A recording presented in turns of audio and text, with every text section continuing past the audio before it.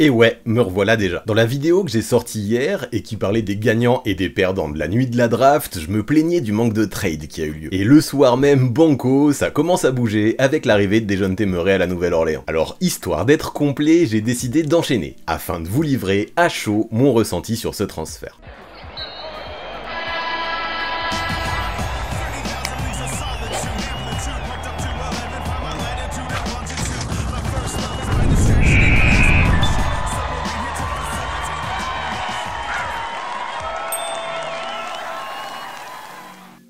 Et ouais, let's go. 48 heures à peine après avoir drafté Zaccharie Risacher, c'est officiel pour les Hawks. Ils envoient Dejounte Murray aux Pelicans en échange de Larry Nance Jr., Dyson Daniels, un first round 2025 et un autre en 2027. Un petit tremblement de terre quand même, et surtout une contrepartie très différente de ce à quoi je m'attendais concernant Dejounte Murray. Ouais, on s'en rappelle, les Hawks avaient misé gros en 2022 lorsqu'ils l'avaient acquis en provenance de San Antonio. L'idée était qu'ils forment un backcourt de luxe avec Trae Young, hyper complémentaire des deux côtés du terrain. Cependant, rien de ce qui a été imaginé n'a pris place. En attaque, les deux joueurs se marchaient sur les pieds, tandis qu'en défense, aucun souci ne fut réglé du côté d'Atlanta. Collectivement, les Hawks faisaient la même chose qu'avant, voire pire. Situé dans le ventre mou de la conférence Est depuis 2 bonnes années maintenant, l'équipe n'a même pas pris part aux playoffs l'année passée. Juste après la draft de Risacher avec le premier choix, il était sûrement temps d'agir pour redresser la barre. Séparer le duo Murray-Young apparaissait alors comme une suite inévitable. Voilà pourquoi, sans trop de surprise, finalement, les Hawks n'ont pas hésité à appuyer sur la gâchette. Par contre, vraiment, est-ce que l'équipe n'aurait pas pu avoir mieux comme contrepartie? Surtout que ce n'est pas comme si Murray individuellement n'avait pas été bon pendant son passage aux Hawks. Malgré les résultats très moyens de l'équipe, il n'y a que peu de reproches à lui faire. Régulièrement, il est impliqué des deux côtés du terrain. En tournant à 22-6-5, il fait ses stats, de façon régulière en plus. Il commet peu de déchets, il a progressé au tir, et en défense, même si c'est bien moins intense que ce qu'il faisait aux Spurs, on ne va pas le cacher, il fait le taf. Non, ce qui n'allait pas, c'était le manque d'alchimie, avec Trae Young sur le parquet. Les deux joueurs ont bien trop besoin du ballon, tous les deux, pour pouvoir coexister. On l'a vu ces 2 dernières saisons. Et donc ouais, vu que je suis parti dans cette direction-là, je vais commencer à analyser ce que ça va donner pour les Atlanta Hawks. En envoyant Murray à la Nouvelle-Orléans, les dirigeants font un choix fort. Ils tournent la page sur l'expérience Murray-Young pour se focus sur le futur. Les choix de draft 2025 et 2027 peuvent offrir à Atlanta des opportunités précieuses pour reconstruire autour de Trae Young et de Zaccharie Risacher, surtout quand l'on voit les gros noms présents dans la cuvée de l'an prochain. En attendant, on veut directement donner à Zach un rôle de lieutenant de Trae Young a priori, et je me dis que pour son développement ce n'est pas plus mal. Larry Nance Jr. et Dyson Daniels arrivent aussi pour apporter de la profondeur à l'effectif. Nance avec son expérience et ses capacités défensives, et Daniels, arrière polyvalent et très bon défenseur également, à 21 ans, pourront contribuer immédiatement à aider à équilibrer l'équipe. Ça ne m'étonnerait pas d'ailleurs que Daniels soit très vite placé dans un rôle de titulaire pour remplacer Murray poste pour poste. Tout ça c'est bien, et sur le papier c'est à peu près ce genre d'assets que l'on souhaite recevoir quand l'on cherche à reconstruire. Mais pour Atlanta, ce que je me demande c'est est-ce que leur priorité était bien là? Ok, j'aime bien l'idée de repartir sur des bases saines et de garder pas mal d'options ouvertes autour de Trae Young. Tu capitalises sur les progrès de Jalen Johnson, tu utilises soit Daniels soit Bogdanovic en sortie de banc et tu gardes mine de rien une rotation équilibrée et intéressante. Mais entre nous, est-ce que ça va vraiment faire mieux que ces dernières années? A priori, je ne pense pas. L'équipe reste entre deux eaux et à mon avis, elle aura du mal à viser plus haut que ce fameux ventre mou. J'aime pas. Pour moi, si tu veux lancer un réel processus de reconstruction, il faut maintenant aller au bout et transférer des joueurs comme Clint Capella et DeAndre Hunter. Je pense d'ailleurs que c'est ce que les Hawks vont chercher à faire à partir de maintenant, afin de capitaliser à fond sur l'avenir et de se laisser un peu de temps. Mais est-ce que Trae Young, à 25 ans, il a ce temps lui? Pas sûr. Et même si son contrat se poursuit jusqu'en 2027, il ne faudrait pas que, lassé de perdre, ils finissent par demander un transfert. Par contre, oui, j'aime que les Hawks aient transféré Dejounte Murray. À mon sens, c'est ce qu'il fallait faire. Par contre, quand je vois que les Nets ont récupéré 4 first round et des brouettes pour Bridges, par exemple, je pense que les Hawks auraient pu faire mieux avec un joueur comme Murray. À mon avis, tu pouvais récupérer de meilleurs joueurs en échange, ou davantage de pics. Quand je vois le niveau potentiel de l'arrière, je me dis que la contrepartie reçue par les Hawks paraît bien faible, surtout quand on voit ce que eux avaient envoyé aux Spurs à l'époque en 2022, à savoir 3 premiers tours de draft. Je suis persuadé par exemple que les Lakers, qui comme par hasard, juste après le trade, ont dû voir avec D'Angelo Russell pour qu'il active son option, étaient très intéressés. Y avait pas mieux à récupérer du côté de la Californie pour Atlanta? Je suis bien content que Murray fasse ses valises, mais la saison commence dans 4 mois. Peut-être que les dirigeants auraient pu faire preuve d'un petit peu plus de patience du côté de la Georgie. Une patience qui, je le disais plus tôt, Trae Young n'aura peut-être pas de son côté. Alors pour conclure concernant les Hawks, ouais, j'aime bien l'idée de miser sur l'avenir et de repartir sur autre chose après l'échec Young-Murray. Les pièces récupérées pour le futur ne sont pas totalement intéressantes intéressante non plus, on ne va pas mentir. Non, ce qui ne me va pas, c'est ce goût amer, cette impression qu'Atlanta a vraiment précipité les choses, et finalement, c'est plutôt fait braquer dans cette histoire par les Pelicans. Landry Fields et Kyle Korver, avec un petit peu plus de patience, et peut-être en allant voir du côté de Los Angeles avec plus d'insistance, auraient pu récupérer mieux, je pense, en échange de Murray. Parce que ouais, par contre, du côté de la Nouvelle-Orléans, au moins sur le papier, c'est champagne. À Nola, l'an passé, on avait un vrai problème de stabilité offensive, notamment dans les fins de match. La saison dernière, les Pels étaient catastrophiques quand ils entraient dans les quatrièmes quart-temps en étant menés. 0 victoire pour 24 défaites dans ces situations-là, ça pique. Murray, en tant que très bon ball handler, devrait leur apporter une stabilité offensive cruciale. Avec son scoring, ses progrès au tir et sa capacité à créer du jeu, il devrait pouvoir soulager CJ McCollum, qui pourra, lui, retrouver son rôle naturel de shooting guard. Ça donne aux Pelicans un autre gros atout offensif aux côtés de Zion Williamson et potentiellement de Brandon Ingram si ce dernier reste dans l'équipe. Mais c'est sûrement défensivement que les Pelicans font la meilleure affaire. Murray, on le connaît, quand il veut, il peut être un cauchemar pour les gardes adverses, et même s'il a eu du mal à Atlanta, son potentiel défensif est indéniable. On parle quand même d'un mec qui a été All-Defensive en 2018, il va rejoindre une équipe qui était déjà la 7ème meilleure défense de la ligue l'année dernière, et qui avec Herb Jones par exemple, possède d'autres éléments très intéressants dans le domaine. Ajouter Murray à ce mix élève logiquement, a priori, le niveau défensif des Pelicans. Et puis même plus globalement, je pense que Murray va pouvoir cocher pas mal de cases dont les Pelicans avaient besoin sans que l'équipe n'ait eu pourtant à se dépouiller. Avec Murray, l'équipe de Nola obtient un joueur qui peut gérer le ballon, créer des opportunités pour ses coéquipiers et prendre des tirs importants. Lors de sa saison All-Star avec les Spurs, il a montré qu'il pouvait être un meneur de jeu de très haut niveau quand on lui confiait le ballon, avec plus de 9 passes décisives par match. Ajoutons à ça qu'à Atlanta, par la force des choses, il a appris à jouer off-ball, et ouais, on se dit qu'avec Zion Williamson par exemple, ça peut envoyer du bois. Il va être replacé dans son vrai rôle de meneur de jeu, et j'ai hâte de voir ça, tant pour moi, Murray était bridé par la présence de Young à Atlanta. Maintenant, la grande question à la Nouvelle-Orléans, elle concerne Brandon Ingram. On le sait dernièrement, selon les rumeurs, l'ailier faisait partie des joueurs les plus susceptibles de bouger en NBA cet été. Les choses ont-elles changé avec ce transfert? Peut-être bien. En tout cas, c'est ce qu'il se dit. Dans sa dernière année de contrat, il souhaite prolonger au max, et il a raison, il peut l'avoir ce contrat. Mais les Pelicans, peut-être à cause de son historique de blessures ou de leur manque de succès en playoff dernièrement, semblent hésiter pour l'instant. Pourtant, je me dis, ça se tente de le garder, car j'aime bien à quoi ressemble le roster avec lui, même s'il faudra gérer la free agency de Jonas Valanciunas. Ça vaut peut-être le coup de voir ce que ça donne, ce duo Williamson-Ingram avec un vrai meneur à la baguette. Perso, associer les deux avec Dejounte Murray, c'est quelque chose que j'ai vraiment envie de voir. Après, si les Pels veulent transférer Ingram à tout prix, à eux de trouver une contrepartie suffisamment intéressante pour pouvoir confirmer dès la saison prochaine ses nouvelles ambitions. La chose ne sera pas simple, voilà pourquoi, pour moi, si j'étais dirigeant des Pels, je tenterais de garder Brandon Ingram dans l'effectif, au moins pour la prochaine campagne. Parce que ouais, désormais, à Nola, des ambitions à court terme, on peut en avoir. C'est vrai qu'en perdant Daniel Zenens, l'équipe déshabille un peu ses rotations, mais peu importe, elle avait de la profondeur. Et sacrifier 2 pics futurs pour penser au présent, afin de capitaliser sur un Zion Williamson qui enfin a réussi à jouer ses 70 matchs cette année, je trouve pas ça déconnant. Bien sûr, on n'en est pas là, et je ne suis pas certain que ça arrive un jour, vu comment les joueurs concernés ont une fâcheuse tendance à être injury prone. Cependant, imaginez sous le maillot des Pels un Dejounte Murray qui sublime un duo Williamson-Ingram qui de son côté arriverait Inch'Allah à échapper aux blessures, je sais pas vous, mais moi j'aime beaucoup. Si à la fin de la saison maintenant, les cadres montrent encore qu'ils ne sont pas capables de maintenir leur corps en bonne santé pendant toute une saison complète, là ok, il sera temps de penser à autre chose, mais pour l'instant j'ai envie d'essayer ça. Ouais, je me dis que l'exercice 2024-2025 peut représenter un parfait terrain d'expérimentation pour les Pels autour de CJ McCollum, de Dejounte Murray, de Zion Williamson et de Brandon Ingram. Un beau quatuor. Tu vois ce que ça donne cette saison, il y a du potentiel, et à partir de ça, tu avises pour la suite. À mon avis, c'est le chemin à prendre. Puis si Valanciunas ne devait pas re-signer cet été, il sera toujours possible de tester à sa place le Camerounais Yves Missi, intelligemment drafté mercredi soir. Il peut apporter pas mal de choses et pas mal d'énergie des deux côtés du terrain à ces Pelicans au poste de pivot. D'ailleurs, petite parenthèse, mais autant pour moi, je présente mes excuses à la communauté camerounaise. J'ai fait une erreur dans ma mock draft, sortie la semaine dernière. Oui, Missi n'est pas belge, bien qu'il soit né là-bas, il est camerounais, et il était important de remettre les choses à leur place, mea culpa. Mais bref, ouais, vous l'avez compris, je l'aime bien ce deal pour Nola. Avec Murray, les Pelicans ont ajouté un joueur qui peut non seulement les aider à mieux finir les matchs, mais aussi à élever leur niveau global, aussi bien en attaque qu'en défense. La question reste de savoir comment cette nouvelle dynamique se traduira sur le terrain. Si Murray retrouve le niveau de All-Star qu'il avait avec les Spurs, ce transfert pourrait bien être l'un des coups de génie de l'intersaison. Ouais, je ne mâche pas mes mots, mais je l'assume. Maintenant, le succès des Pelicans, on l'a dit, il dépendra de la façon d'intégrer Dejounte Murray dans leur système, mais aussi de la santé de joueurs comme Zion Williamson et Brandon Ingram. Avec une bonne gestion, mais aussi un peu de chance, l'équipe pourrait, je pense, enfin réaliser un vrai step-up dans cette conférence Ouest qui est certes ultra compétitive, mais dans laquelle, à mon avis, il y a de la place. Ça, on l'a vu cette année, par exemple, avec des équipes comme les Wolves ou comme les Mavericks. Ces deux équipes, après une saison 2022-2023 compliquée, et après quelques ajustements, ont finalement réussi à faire une campagne de renom dans cette conférence Ouest, avec un beau parcours de play-off à la clé en plus. Les Pelicans seraient bien inspirés de suivre ces exemples, et dans leur roster, à mes yeux, ils ont les éléments nécessaires pour ça. Alors l'arrivée de Murray à Nola est-elle vouée à faire enfin sortir l'équipe du ventre mou, c'est l'objectif en tout cas. Et sans vouloir non plus totalement m'emballer en disant que maintenant les Pelicans sont outsiders ou contenders, je pense quand même qu'ils ont de quoi faire du bruit en NBA la saison prochaine. Merci aux Hawks pour ça, qui comme on l'a dit, je pense auraient pu demander bien plus en échange de DeJounte Murray. Aux dirigeants d'Atlanta maintenant de montrer que ce sont eux qui ont eu raison dans cette histoire. Pourquoi pas, hein, je ne demande qu'à être contredit. Mais là, à chaud comme ça, je ne le cache pas, j'ai quand même l'impression que les Pels ont réalisé un très beau braquage du côté d'Atlanta en ce début d'intersaison.